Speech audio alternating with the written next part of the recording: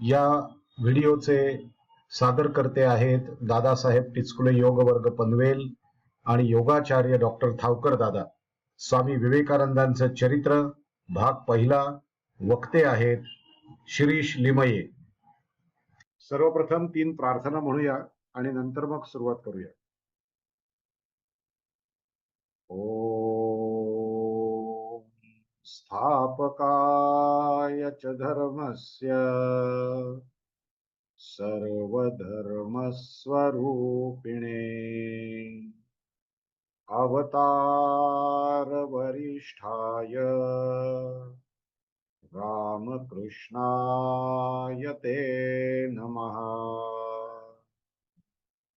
जननीं शारदां देवीं रामकृष्णं जगद्गुरुं पादपद्मे तयो श्रित्वा प्रणमामि मुहुर्मुहुः. नमः श्रीयतिराजाय विवेकानन्दसूरये सच्चित्सुखस्वरूपाय स्वामिने तापहारिणे स्वामिने तापहारिणे. सगळ्यांना माझा हृदयापासून प्रणाम. योगाचार्य डॉक्टर थावकर दादा, मते दादा, श्री वाईनकर दादा, वाईंगणकर दादा, साखरे दादा, सुनीताताई, मुंदडा दादा, ब्रिजमोहन मुंदडा दादा आणि उपस्थित सर्व साधक बंधूंनो आणि भगिनींनो, माझा आपल्या सगळ्यांच्या चरणी विनम्र प्रणाम. आजपासून आपण स्वामी विवेकानंदांच्या चरित्राच्या अभ्यासाला सुरुवात करणार आहोत.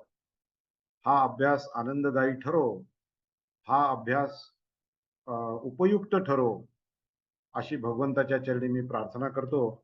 आणि मग स्वामी विवेकानंदांच्या चरित्राच्या अभ्यासाला काय महत्व आहे ते सांगायला सुरुवात करतो. भगवद्गीता आपण नुकतीच अभ्यासली. त्या भगवद्गीतेमध्ये एक श्लोक येतो, यद यदाचरति श्रेष्ठः तत्तदेवेतरो जनः सयत प्रमाणं कुरुते लोकस्तदनुवर्तते. म्हणजे थोर महात्मे ज्या पद्धतीने जीवन जगले त्या पद्धतीने आपण त्याचा अभ्यास करून तसं जीवन जगण्याचा प्रयत्न केला पाहिजे. म्हणजे असा या श्लोकाचा अर्थ होतो.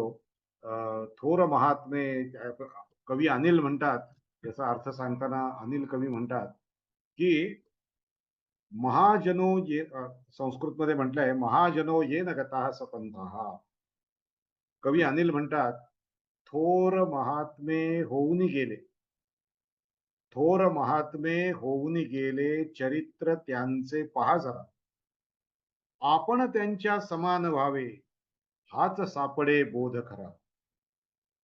आताच आपल्या थावकर दादांनी सांगितलं की विवेकानंदांबद्दल बोलताना रवींद्रनाथ टागोर असं म्हणतात की if you want to study India, study Swami Vivekananda. If you want to understand India, understand Swami Vivekananda.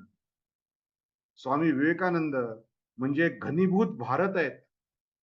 भारताचा अभ्यास करायचा असेल तर स्वामी विवेकानंदांचं चरित्र अभ्यासणं अनिवार्य ठरेल. नेताजी सुभाषचंद्र बोस यांना अत्यंत मार्गदर्शक ठरलं वाक्य ज्यांची ठरली ते स्वामी विवेकानंद आहे. महात्मा गांधींचं भारताच्या विषयीचं प्रेम आपण सगळेजण जाणतात. ते असामान्य होतं. ते महात्मा गांधी असं म्हणतात की स्वामी विवेकानंदांचं चरित्र अभ्यास केल्यानंतर माझं भारत भूमीवरचं प्रेम 1000 पटीनं वाढलं, असं गांधीजी म्हणतात. म्हणजे आपल्या लक्षात येईल की हे जे सगळे थोर विद्वान लोक आहेत, मातृभूमीवर प्रेम करणारी लोक आहेत, त्यांचं सुद्धा मातृभूमीवरचं प्रेम वाढलं किंवा वाढावं इतकं महान विचार, इतके महान चरित्र आणि चारित्र्य स्वामी विवेकानंदांचं होतं. भारतातलीच लोक म्हणतायत असं नव्हे. एरिक हॅमंड नावाचा एक परदेशी चिंतक होता. त्याला सुद्धा स्वामी विवेकानंदांच्या विचारांचा प्रेरणादायी अनुभव आलेला आहे. शास्त्रज्ञ आहेत निकोला टेस्ला. सध्या जी टेस्ला गाडी आपण रस्त्यावरती पाहतो, त्या निकोला टेस्लांना स्वामी विवेकानंद भेटलेले होते. आणि निकोला टेस्ला यांच्याशी बोलल्यानंतर स्वामी विवेकानंदांच्या उद्गारांमुळे निकोला टेस्ला यांना फार प्रेरणा मिळालेली होती. पुण्यामध्ये एक मॅक्समुलर भवन आहे बघा. तिथे जर्मन भाषा शिकवली जाते. ते जे मॅक्समुलर ज्यांच्या नावाने ही संस्था आहे, ते मॅक्समुलर सुद्धा विवेकानंदांना भेटलेले होते. आणि त्या मॅक्समुलरांना स्वामी विवेकानंदांच्या चरित्रामुळे खूप प्रेरणा मिळालेली होती. मॅक्समुलर आणि विवेकानंद मागे आपण पाहिलंय. तर मॅक्समुलर आणि विवेकानंद हे जेव्हा शेवटची त्यांची मीटिंग झाली, त्यावेळेला मॅक्समुलर विवेकानंदांना म्हणाले की भारताचं सगळी संस्कृती असेल असा एक ग्रंथ तुम्ही मला पाठवा. आणि आपल्याला माहिती आहे स्वामी विवेकानंद भारतात आल्यानंतर त्यांनी मॅक्समुलरांना भगवद्गीतेचा ग्रंथ पाठवला होता. असे प्रेमाचे संबंध मॅक्समुलर यांचे अगदी अल्प काळामध्ये परिचित झालेल्या विवेकानंदांबद्दल निर्माण झालेले होते. डायसन यांच्याबद्दल सुद्धा पाश्चिमात्य विद्वान आहेत, ते विचारवंत आहेत. या सगळ्यांना Eric Hammond, Nikola Tesla, Max Muller, Dyson अशा पाश्चात्य विचारवंतांना सुद्धा विवेकानंदांचे विचार मार्गदर्शक आणि प्रेरणादायी ठरलेले होते. एक उदाहरण, ज्वलंत उदाहरण भारतातलं सांगतो, नव्हे महाराष्ट्रातलं सांगतो. आपल्या सगळ्यांना अण्णा हजारे माहिती आहे. अण्णा हजारे सैन्यामध्ये होते. ते परत जेव्हा आले त्यानंतर काही व्यथांमुळे त्यांची अशी इच्छा झाली की आपण आत्महत्या करावी, जगण्यात काही अर्थ नाही. म्हणून ते रेल्वे स्टेशनवरती गेले होते. आणि रेल्वे स्टेशनवरती गेलेले असताना तिथे एक बुक स्टॉल होता. आणि त्या बुक स्टॉलवरती विवेकानंदांचं चित्र असलेलं असं छोटंसं पॉकेट पुस्तक होतं. खिशात ठेवता येईल असं पुस्तक होतं. ते पुस्तक त्यांनी कुतूहल म्हणून हातात घेतलं आणि ते उघडलं, तर त्या पानावरती एक वाक्य लिहिलेलं होतं. ते वाक्य होतं की तेच खऱ्या अर्थानं जगतात जे इतरांसाठी जगतात. जे फक्त स्वतःसाठी जगतात ते मेल्याहून मेल्यासारखे असतात. They alone live who live for others, the rest are more dead than alive. त्यानंतर अण्णा हजारेंनी ठरवलं की आता मी माझं सगळं जीवन समाजासाठी वाहीन आणि खऱ्या अर्थानं जगेन. They alone live who live for others. ते राळेगण शिंदीला परत आले आणि त्या ठिकाणी येऊन त्यांनी ते जे गाव आहे ते गाव सुधारायला सुरुवात केली. आणि आज आपल्याला माहिती आहे की परदेशी नागरिक सुद्धा राळेगण शिंदीला येऊन त्या ठिकाणी त्या खेडेगावाच्या प्रगतीचा अभ्यास करतात. आणि कशा पद्धतीने या अण्णा हजाऱ्यांनी या गावाला नावारूपाला आणलं त्याचा अभ्यास करून आपल्या गावी किंवा आपल्या देशात परत गेल्यानंतर तशा पद्धतीचं कार्य करण्याची प्रेरणा त्यांना मिळते. बघा, अण्णा हजाऱ्यांना एक वाक्य पुरलं. एक वाक्य त्यांना जीवन घडवण्यासाठी पुरलं. म्हणून ज्या माणसाला स्वतःमध्ये प्रगती करायची आहे, ज्या माणसाला स्वतःमध्ये बदल करून घ्यायचा आहे, त्याला एखादं वाक्य सुद्धा पुरतं. पण ज्याला इतर लोकांना सांगायचंय, आता मला आता बऱ्याच लोकांना विवेकानंद चरित्र सांगायचंय, त्यांना बऱ्याच माहितीची गरज असते. याला रामकृष्ण म्हणतात की ज्याला आत्महत्या करायची असते त्याला एखादी टाचणी सुद्धा पुरते म्हणले, किंवा एखादा ब्लेडचा तुकडा सुद्धा पुरतो. याचा अर्थ असा की ज्याला स्वतःमध्ये प्रगती करून घ्यायची आहे त्याला एखादं वाक्य सुद्धा पुरतं. अण्णा हजाऱ्यांना एक वाक्य पुरलं आणि त्या वाक्याने त्यांचं जीवन चरित्र बदलून गेलं. केवळ अण्णा हजारेच नव्हे, इंदिरा गांधी या तर आमच्या रामकृष्ण मठाच्या साधूंच्या सहवासामध्ये वाढल्या.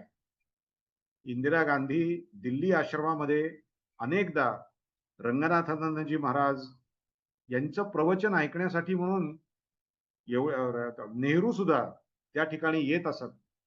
रंगनाथांना नाही, त्यांच्या आधीचे जे स्वामीजी होते, या सगळ्या स्वामी लोकांची प्रवचनं ऐकायला दिल्ली आश्रमामध्ये अनेक वेळा इंदिरा गांधी, जवाहरलाल नेहरू आलेले आहेत आणि प्रेरणा घेऊन परत ते आपल्या राजकारणाच्या कामाला जात होते. आपले थोर शास्त्रज्ञ अब्दुल कलाम यांचा स्वामी विवेकानंदांच्या वरती खूप विश्वास होता, श्रद्धा होती. स्वामी विवेकानंदांच्या वाक्यांचा डॉक्टर अब्दुल कलाम यांना प्रेरणा मिळायला खूप उपयोग झालेला होता. एवढंच नव्हे, आत्ताचे आपले जे विद्यमान पंतप्रधान आहेत, आदरणीय नरेंद्रजी मोदी, हे सुद्धा विवेकानंदांच्या विचारांमुळे प्रेरित झालेले आहेत. नरेंद्र मोदी, पंतप्रधान श्री नरेंद्र मोदी रामकृष्ण आश्रमामध्ये आलेले होते आणि त्यांनी तिथे ब्रह्मचारी म्हणून मी जॉईन होतो, मला अनुग्रह द्या, असं स्वामींजींना विचारलं होतं. तिथे जे स्वामीजी होते, आत्मस्थानंद महाराज, की मला तुम्ही अनुग्रह द्या. आत्मस्थानंद महाराजांनी त्यांना अनुग्रह दिला. पण नरेंद्र मोदी यांना त्यांनी सांगितलं, की तुम्ही संन्यास घेऊ नका. तुमचं कार्य बाहेर आहे, तेव्हा बाहेर राहून संन्यासी वृत्तीनं काम करा. आज आपल्याला आढळेल नरेंद्रजी मोदी हे संन्यासी वृत्तीनं आपल्या देशाची प्रगती घडवून आणत आहेत आणि स्वामी विवेकानंदांचेच विचार स्वतःच्या जीवनामध्ये ते उतरवत आहेत. आपल्याला आढळेल बराक ओबामा, अमेरिकेचे अध्यक्ष, भूतपूर्व अध्यक्ष, असं म्हणतात की the strength of India, the very idea of India is its embrace to all the colors, caste and creed. Its richness of faith celebrated by visitor to my hometown Chicago more than a century ago, the renowned Swami Vivekanand. ते विवेकानंदांचं कौतुक करताना म्हणतात की भारताची जी काही एक वैविध्यपूर्ण असलेली परंपरा आहे, विविधतेत एकता असलेली ही भारताची जी काही एक ताकद आहे, ती ताकद घेऊन माझ्या जन्मगावी स्वामी विवेकानंद आले होते एक 100 वर्षापूर्वी, असं म्हणून त्यांनी विवेकानंदांचं आणि भारताचं कौतुक त्या ठिकाणी त्यांच्या पहिल्या भाषणामध्ये केलेलं आहे. म्हणजे आपल्या लक्षात येईल की केवळ पूर्वीचीच लोक स्वामी विवेकानंदांच्या विचारांनी प्रेरित झाली होती असं नव्हे, तर अगदी अलीकडचे सुद्धा अमेरिकेचे अध्यक्ष हे विवेकानंदांच्या वाक्याने प्रेरित झालेले होते. एवढंच नव्हे, तर आपले जमशेदजी टाटा हे स्वामी विवेकानंदांना अमेरिकेला बोटीने जात असताना भेटले. त्यावेळेला अमेरिकेला जात असताना विवेकानंदांनी त्यांना विचारलं, अहो तुम्ही कशासाठी अमेरिकेला चाललाय? ते म्हणले, मी पोलाद आणि लोखंड या 2 गोष्टींसाठी अमेरिकेला जातो. तर विवेकानंद म्हणाले, अहो हे भारतातच का बनवत नाही? ते म्हणले, कुठे बनवू? भारताचा नकाशा विवेकानंदांनी घेतला आणि एके ठिकाणी गोल केला आणि सांगितलं की इथे खणा, तिथे मिळेल तुम्हाला पोलाद. आणि अशा पद्धतीने Tata iron and still industry उभी राहिली. एवढंच नव्हे, तर स्वामी विवेकानंदांनी दिलेल्या प्रेरणेतून टाटा फंडामेंटल रिसर्च इन्स्टिट्यूट जी आहे, रिसर्च इन्स्टिट्यूट, ती सुद्धा विवेकानंदांच्या प्रेरणेमुळेच निर्माण झालेली आहे. स्वामीजी म्हणजे विलक्षण आत्मविश्वास, स्वतःच्या बुद्धीवर, स्वतःच्या शरीरावर आणि स्वतःच्या मनावरती पूर्ण नियंत्रण असल्यामुळे स्वामीजींना एक विलक्षण आत्मविश्वास त्यांच्यामध्ये होता. शिक्षणाची व्याख्या करताना स्वामी विवेकानंद म्हणत की मन, मनगट आणि मेंदू यांच्या संतुलित विकासाला मी शिक्षण असं म्हणतो. मनाचा विकास व्हायला पाहिजे, मन जास्त व्यापक व्हायला पाहिजे, मन जास्त सर्वसमावेशक व्हायला पाहिजे. जे भेटीजे भूत, ते मानिजे भगवंत, अशा पद्धतीची व्यापकता मनामध्ये असणं म्हणजे खऱ्या अर्थानं शिक्षण आहे. आपलं मन व्यापक पाहिजे. आपण जी प्रतिज्ञा म्हणतो भारताची, ओथ घेतो की सगळे भारतीय, मी भारत माझा देश आहे, सारे भारतीय माझे बांधव आहेत, ही मनाची व्यापकता आहे. पण अशा पद्धतीने शाळेतल्या शिक्षकांनी सुद्धा विद्यार्थ्यांना ती प्रतिज्ञा शिकवली पाहिजे की बघा आपलं मन किती व्यापक करूया आपण. विश्वबंधुत्व, हे विश्वची माझे घर, ऐसी मती जयाची स्थिर किंबहुना चराचर आपणची झाला, हे आपले संत आणि ऋषी सांगत असतात. त्या पद्धतीने आपल्या मनाचा विकास करणं म्हणजे शिक्षण. मनाचा विकास करणं म्हणजे आय, माय आणि माइन, मी, माझं आणि माझं घर, एवढा याला विकास म्हणत नाहीत. तर माझ्या शेजारचे, माझ्या वाड्यातले, माझ्या अपार्टमेंट मधले या लोकांचे प्रश्न सुद्धा माझेच प्रश्न आहेत, असं समजून पुढे जाऊन मदत करणं. शेवटी त्या गावाचे, शेवटी त्या महाराष्ट्राचे आणि शेवटी त्या भारताचे प्रश्न माझे प्रश्न आहेत, असं समजून पुढे जाणं हा मनाचा विकास आहे. म्हणून स्वामी विवेकानंद म्हणत, expansion is life, contraction is death. की तुम्ही मन व्यापक करणं, व्यापक होणं म्हणजे खऱ्या अर्थानं प्रगती आहे, असं ते म्हणायचं. मनाचा विकास व्हायला पाहिजे, मनगटाचा विकास व्हायला पाहिजे. मन, मनगट आणि मेंदू यांच्या संतुलित विकासाला मी शिक्षण असं म्हणतो. मन व्यापक असलं पाहिजे, मन सहृदय असलं पाहिजे, मनगटाचा विकास व्हायला पाहिजे, नियमित व्यायाम केला पाहिजे, नियमित जोर बैठका काढल्या पाहिजेत, नियमित शारीरिक श्रम केले पाहिजेत आणि शक्ती संपादित केली पाहिजे. लक्षात घ्या, एखाद्या घराच्या टाकीमध्ये पाणी चढवणं अवघड आहे. त्याला काही हॉर्स पॉवरची अशी एक यंत्र लागतं, त्याला हॉर्स पॉवरचा पंप लागतो आणि त्याच्या मदतीनं जमिनीच्या पातळीवर असणारं पाणी खेचून आपण त्या टाकीमध्ये भरू शकतो. म्हणून शक्ती संचय करणं ही गोष्ट खूप अवघड आहे, याला ताकद लागते. शक्ती घालवणं याला ताकद लागत नाही. वरच्या टाकीचं पाणी तोटीने सोडलं की ते पाणी खाली गळून जातं. त्याला काही त्याच्यात काही कर्तृत्व नाही. मनगटाचा विकास व्हायला पाहिजे आणि मेंदूचा विकास व्हायला पाहिजे. याचा अर्थ बुद्धी कुशाग्र असली पाहिजे. मन, मनगट आणि मेंदू यांच्या संतुलित विकासाला मी शिक्षण असं म्हणतो. हे कोण म्हणताय? स्वामी विवेकानंद, की ज्यांचं स्वतःचं मन व्यापक होतं, मनगट अतिशय कणखर होतं आणि मेंदू अतिशय कुशाग्र बुद्धीचे स्वामी विवेकानंद होते. म्हणून आपली जी शिक्षण पद्धती आहे, त्या शिक्षण पद्धतीमध्ये विद्यार्थ्याचा मन, मनगट आणि मेंदू संतुलित विकास करणं आणि त्याचा आत्मविश्वास वाढवणं, याकडे आपली शिक्षण पद्धती असली पाहिजे. पण सध्याच्या शिक्षण पद्धतीमध्ये कुशाग्र बुद्धीची, म्हणजे कंसात प्रश्नचिन्हच बरं का, हलक्या अंतःकरणाची आणि कृश शरीराची मुलं आपण तयार करतो. त्यांचं शरीरही कृश आहे, मनानेही हलके आहे. कोणीतरी एखाद्या मुलीनी त्याला दगा दिला आणि त्याच्याशी लग्न केलं नाही, की हा आत्महत्या करायला जातो. हे काय मनाचं बळकटपणा आहे का? या मनाची काही शक्ती आहे का ती? दुबळ्या मनाची आणि कृश शरीराची मुलं आपण तयार करतो. थोडंसं वातावरण बदललं की सर्दी झाली, थोडंसं वातावरण बदललं की मला आता बाहेर जावत नाही, मला ताप आलाय. स्वामी विवेकानंद याला शिक्षणच म्हणत नाहीत. मन, मनगट आणि मेंदू यांच्या संतुलित विकासाला मी शिक्षण असं म्हणतो, असं स्वामीजी म्हणतात. स्वामीजींचा एका पुस्तकामध्ये असा एक उल्लेख येतो, की एका गुडघ्यामध्ये डोकं घालून बसलेल्या मुलाला स्वामी विवेकानंद म्हणाले, "किन्नम रोदिशी सखे." अरे माझ्या मित्रा, तू रडत काय बसलास? मला हे जमणार नाही, मला ते जमणार नाही, अशा पद्धतीचे नकारात्मक विचार तू का स्वतःला सतत सांगतोयस? किन्नम रोदिशी सखे, त्वयि सर्व शक्ती. अरे तू सगळ्या शक्तीचा आगर आहेस. तू सगळ्या शक्तीचं स्टोअर हाऊस आहेस. तू सगळ्या शक्तीचं एक पद्धतीचं म्हणजे त्याचं स्टोअर आहेस. तुझ्या आत सगळी शक्ती सामावलेली आहे. किन्नम रोदिशी सखे, त्वयि सर्व शक्ती. आमन आमंत्र यस्व भगवन. स्वतःच्या अंतःकरणात असलेल्या त्या भगवंताला थोडंसं आव्हान दे. म्हणजे तुला आढळेल की तू जे ठरवतोस ते सगळं तुला करता येऊ शकतं. आमंत्र यस्व भगवन भगदम स्वरूपम. तुझ्या हृदयामध्ये असलेल्या भगवंताचं मोठं स्वरूप, विराट स्वरूप दाखवण्यासाठी भगवंताला आमंत्रण दे. आमंत्र यस्व भगवन भगदम स्वरूपम.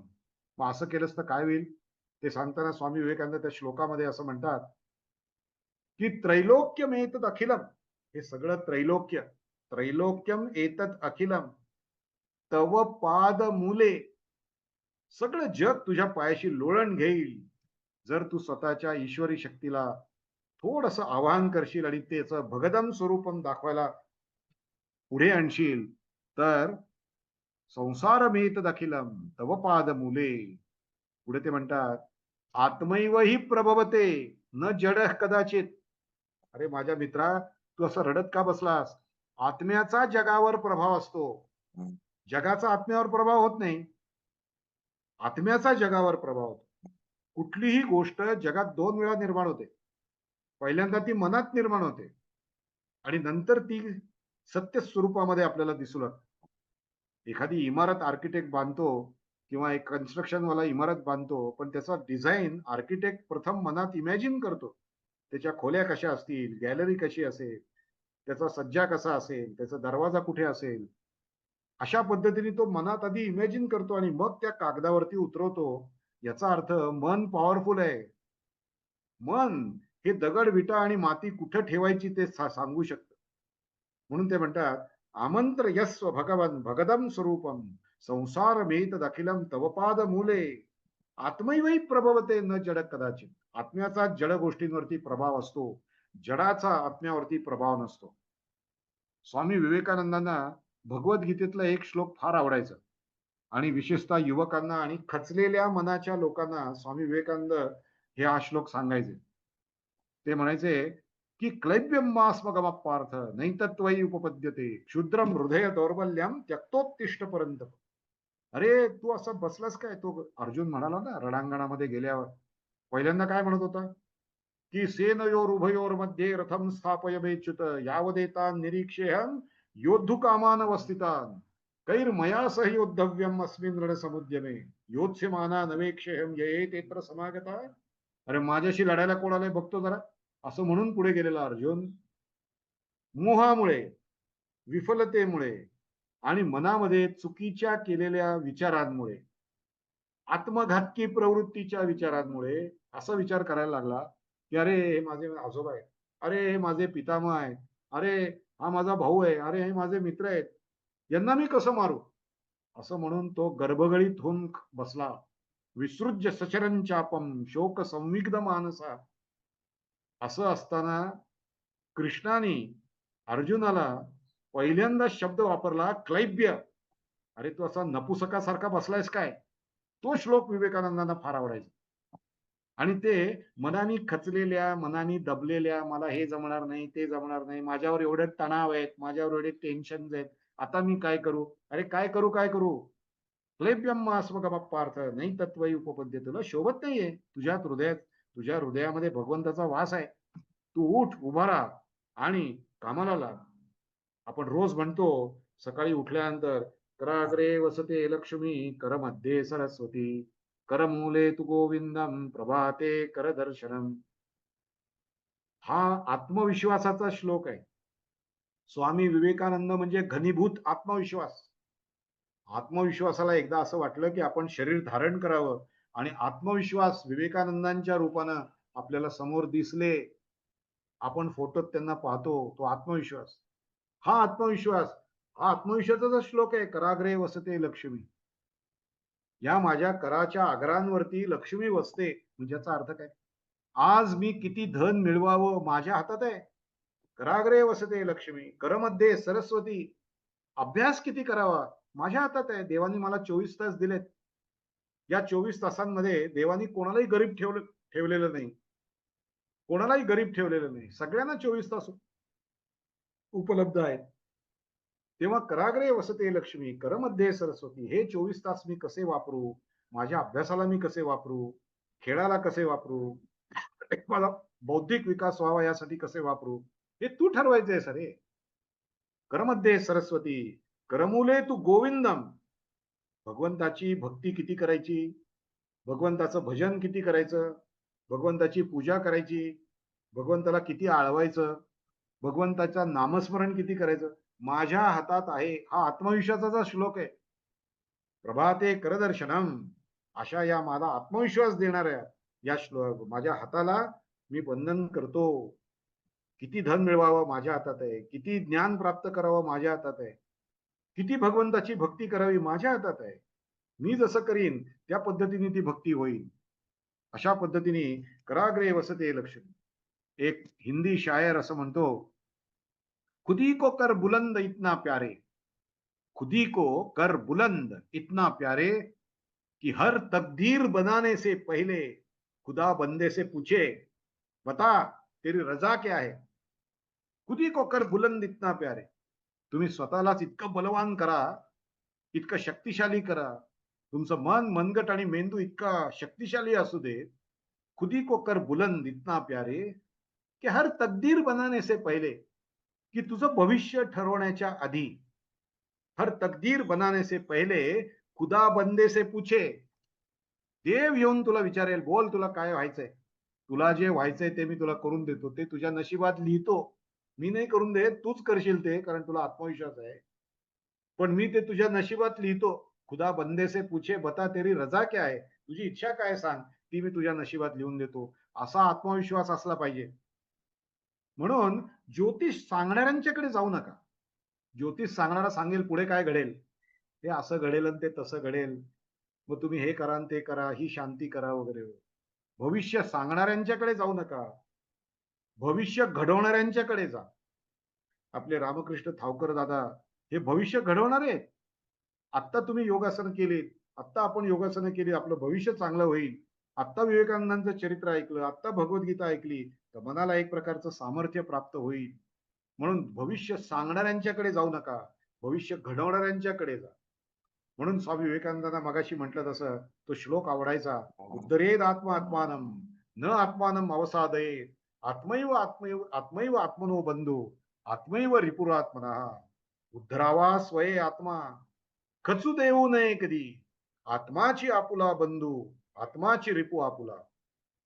या वामनराव पैंचं ते वाक्य आहे ना, तूच आहेस तुझ्या जीवनाचा शिल्पकार. ते वाक्य खरं कुठनं आलंय, या भगवद्गीतेतल्या श्लोकातनं आलंय. उद्धरेद आत्मात्मान न आत्मानम अवसादे उद्धरावा स्वये आत्मा खचू देऊ नये कधी, आत्माची आपुला बंधू. तूच आहेस तुझ्या जीवनाचा शिल्पकार, तूच तुझा मित्र आहेस, तूच तुझा शत्रू आहेस.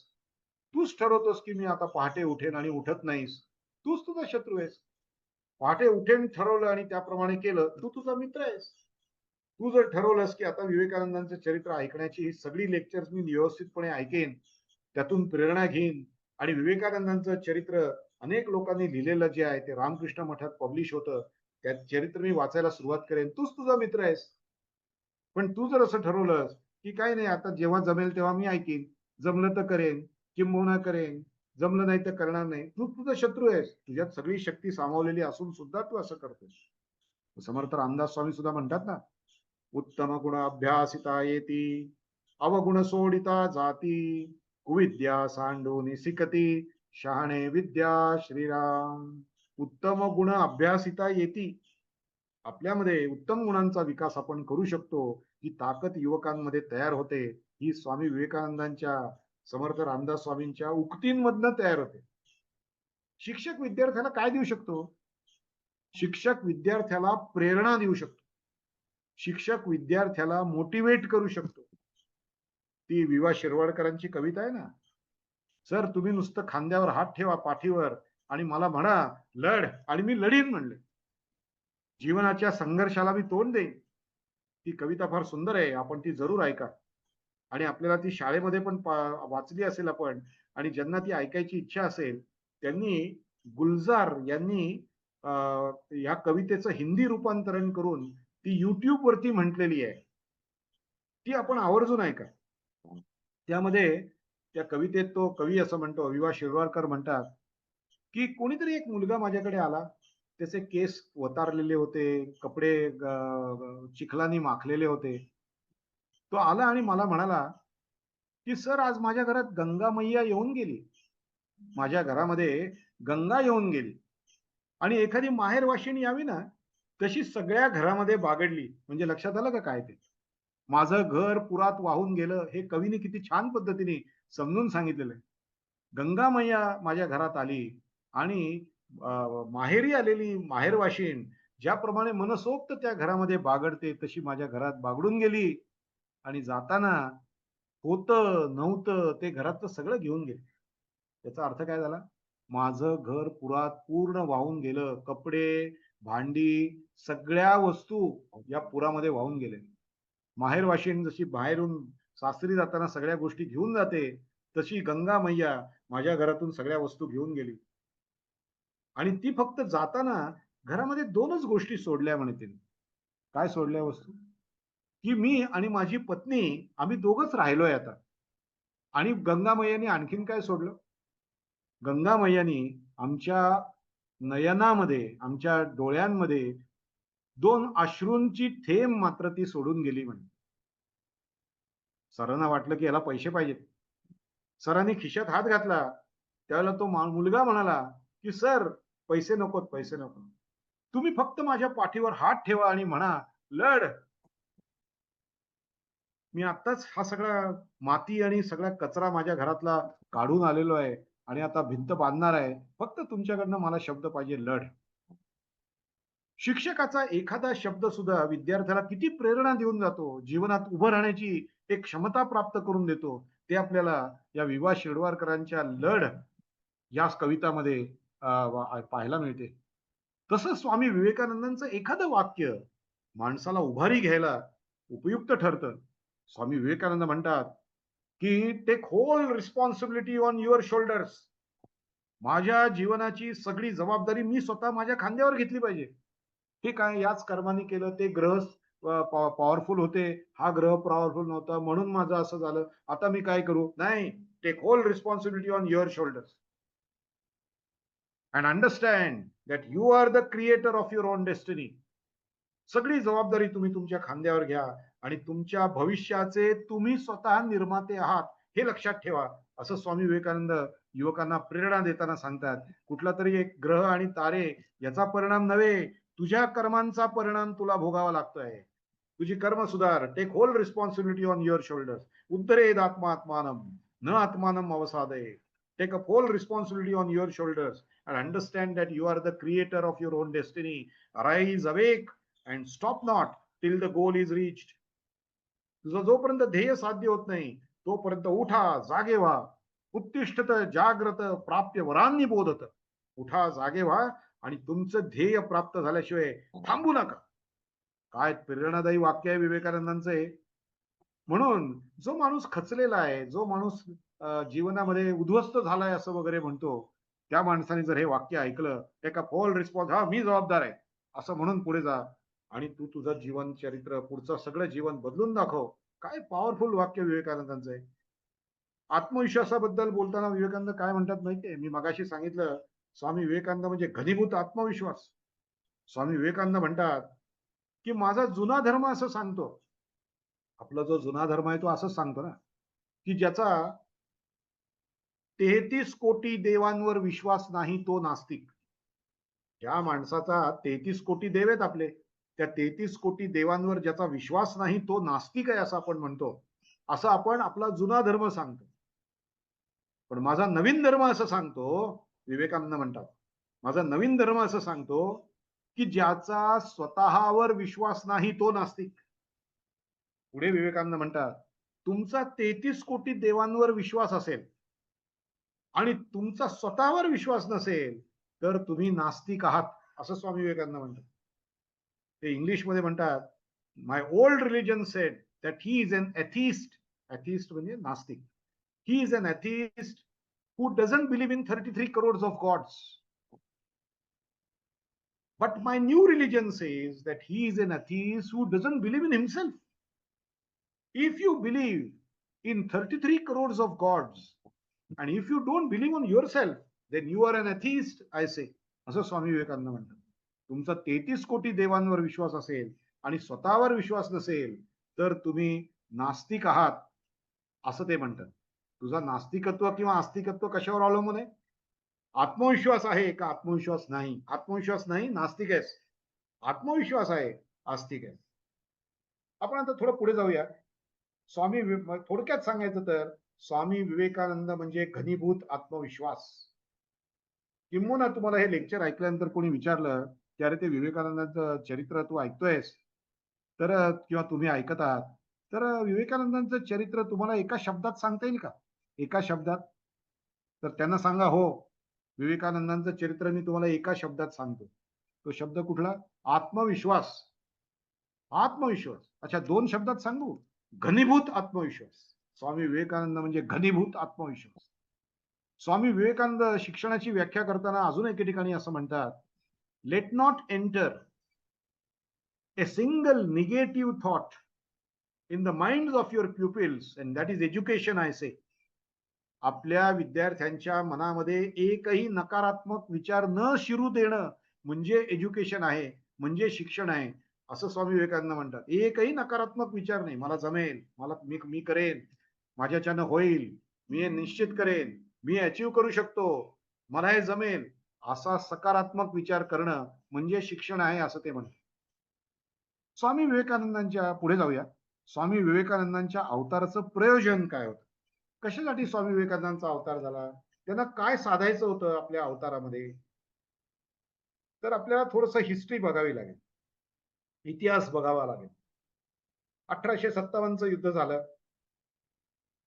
त्यानंतर या ठिकाणी पेशवाई उत्पन्न झाली.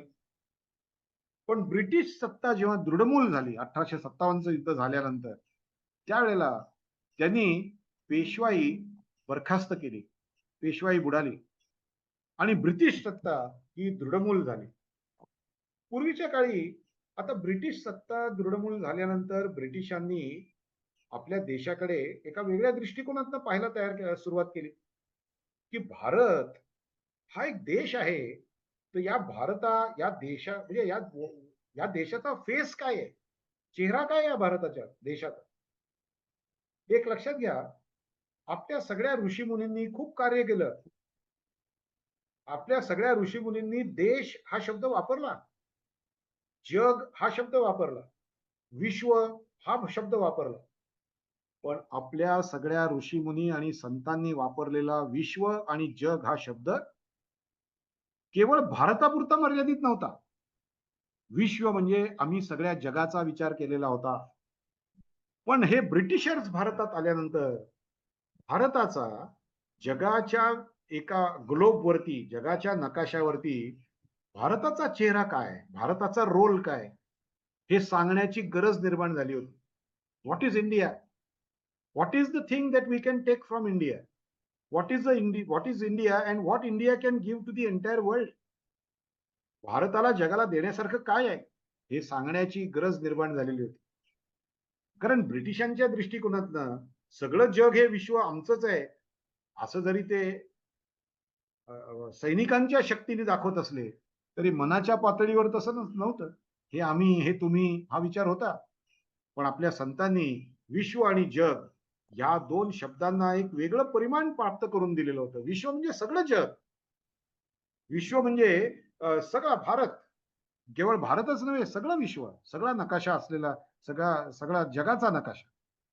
हे विश्वची माझे घर, ऐसी मती जयाची स्थिर, किंबहुना चराचर आपणची झाला. इथे विश्व शब्द येतो.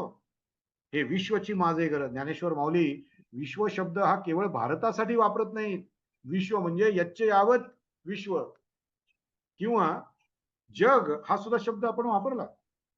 परंतु आपल्या या जग आणि विश्व या दोन गोष्टींना ब्रिटिशांमुळे एक नवीन परिमाण प्राप्त झालेलं होतं, की या जगाच्या या भागात राहणारी लोक आणि जगाच्या त्या भागात राहणारी लोक, अशा पद्धतीचं एक परिमाण या शब्दांना प्राप्त झालं होतं. तेव्हा वैचारिक आदान प्रदान भारत आणि इतर देशांमध्ये होऊ लागलेलं होतं आणि होणार होतं.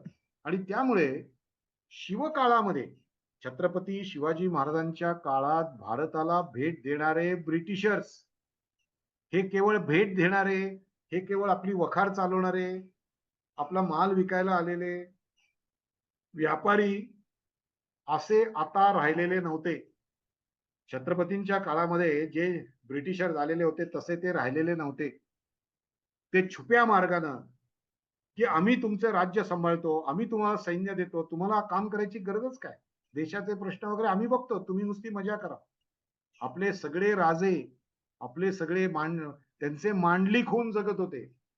आणि छत्रपती शिवाजी महाराजांच्या काळामध्ये भारताला नुसती भेट देणारे ब्रिटिश लोक आज राज्यकर्ते झालेले होते. ही परिस्थिती विवेकानंदांच्या अवताराच्या वेळेला होती. आपण पाहतोय विवेकानंदांच्या अवताराचं प्रयोजन काय, केवळ ब्रिटिशर्सच नव्हे, तर गोव्याच्या बाजूला तुम्हाला आढळेल पोर्तुगीज आलेले होते, फ्रेंच आलेले होते. आणि हे वेगवेगळ्या ठिकाणी जरी त्यांनी भारत सत्ता काबीज केलेली होती, तरी सुद्धा ब्रिटिश, पोर्तुगीज आणि फ्रेंच हे सगळेजण एक झालेले होते. तशा पद्धतीने भारत एक नव्हता. तशा पद्धतीने भारत एक नव्हता. भारताची आंतरराष्ट्रीय पातळीवरची भूमिका काय आहे हे समजून सांगण्याची गरज त्या काळात निर्माण झालेली होती. आपल्या लोकांनी जरी जग आणि विश्व हे शब्द वापरलेले असले तरी ते सगळ्या विश्वाच्या दृष्टीने वापरलेले होते, विश्वबंधुत्वाच्या दृष्टीने वापरलेले होते. परंतु ब्रिटिशर्स आल्यानंतर भारत देशाची आंतरराष्ट्रीय पातळीवरती भूमिका काय आहे हे सांगण्याची गरज निर्माण झालेली होती. इंग्रजांनी केलेलं आक्रमण हे वैचारिक आक्रमण होतं, लक्षात घेतलं पाहिजे. इंग्रजांचं आक्रमण हे वैचारिक आक्रमण होतं. इंग्रजांनी काय केलं? इंग्रजांनी या ठिकाणी इंग्रजी शाळा सुरू केल्या. आता इंग्रजी शाळांमध्ये शिकवणारे शिक्षक सुद्धा इंग्रजच होते. त्यामुळे त्यांचा जो ख्रिस्ती धर्म आहे तो कसा प्रसारित होईल या पद्धतीने सगळी कॉन्व्हेंट, आता सध्याच्या जगामध्ये म्हणजे कॉन्व्हेंट एज्युकेशन स्कूल्स, आणि त्या स्कूल्स मधनं त्या मुलांना पहिलं त्यांनी सांगितलं की तुमचा ड्रेस उत्तम पाहिजे, सगळ्यांनी टाय घातला पाहिजे, सगळ्यांनी शूज घातले पाहिजेत, कपडे इस्त्री केलेलेच असले पाहिजेत. ही लहान लहान मुलं इस्त्रीचे कपडे घातलेले, टाय घातलेले, बूट घातलेले आणि अशा पद्धतीने चांगल्या शाळांमध्ये जाणारी ही मुलं घरी आल्यानंतर आपल्या शेतीवर काम करणाऱ्या किंवा कारखान्यात काम करणाऱ्या आपल्या वडिलांकडे बघायचे आणि त्यांना वाटायचं की हे असे का राहतात. आणि ब्रिटिश शिक्षक सुद्धा लहान मुलांना हेच सांगत होते की अरे तुमचे वडील, तुमची आई, तुमचे आजी, तुमची आजोबा हे सगळे जुनाट मतवादाचे आहेत, हे सगळे जुने लोक आहेत. आणि हा मुलगा जेव्हा घरी येत असे तेव्हा त्याचा स्वतःचा चांगला पोशाख आणि वडिलांचा मळलेला पोशाख बघून त्याला वाटे की खरंच हे जुन्या जुन्या वळणाची लोक आहेत. तुमच्या भारतामध्ये काहीही चांगलं नव्हतं. तुमच्या भारताला देश ही संकल्पना आम्ही दिली. त्या काळी त्याच्या आधी देश ही संकल्पनाच नव्हती तुम्हाला. तुमचे वडील त्यांना काही मॉडर्न काही कळत नाही. आईला मॉडर्न काही कळत नाही. तुमचे आजोबा, त्यांचे विचार आता जुनाट झाले हो. आधुनिक विचाराचं व्हायला नको का? आणि ते म्हणायचे की तुमच्याकडे काही चांगलं नव्हतं. तुमचे सगळे ग्रंथ फेकून देण्याच्या लायकीचे आहेत. काय त्या ग्रंथांमध्ये कसली भगवद्गीता, कसलं उपनिषद, कसली ब्रह्मसूत्र, असं करून त्यांनी बुद्धिभेद केला. भारतीय मुलांचा बुद्धिभेद केला. आणि इंग्रजांनी सुधारणाही खूप केल्या होत्या की मुंबई पुणे ती रेल्वे सुरू झाली, रेल्वे ट्रॅक टाकले. ते काय भारताच्या प्रगतीसाठी टाकलेले नव्हते, तर मराठवाड्यामधनं किंवा इतर ठिकाणामधनं जिथे कापसाचं उत्पादन जास्त होतं तो कापूस भरा भरा भरा भारतातून